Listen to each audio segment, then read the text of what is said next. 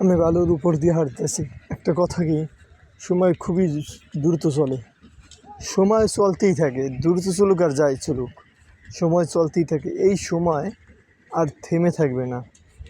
একদম জিরো থেকে যখন বয়স শূন্য, সেই থেকে আস্তে আস্তে বড় হইতে হইতে যখন 5 বছর যখন 8 বছর স্কুলে গেলাম, স্কুল লাইফ প্রাইমারি শেষ, তারপর হাই স্কুল লাইফ শেষ, তারপর কলেজ লাইফ পার হয়ে গেল বলতে বলতে, ইউনিভার্সিটি শেষ বলতে বলতে, চাকরি অনেক বছর, এরকম দেখতে দেখতে অনেকটা বয়স হয়ে যায় জীবনের। তারপর বিয়া, তারপর ছেলে সন্তান, তারপর বৃদ্ধ, তারপর নাতি নাতনি পালো, তারপর আস্তে আস্তে মারা যেতেই হবে। এই হলো জীবন।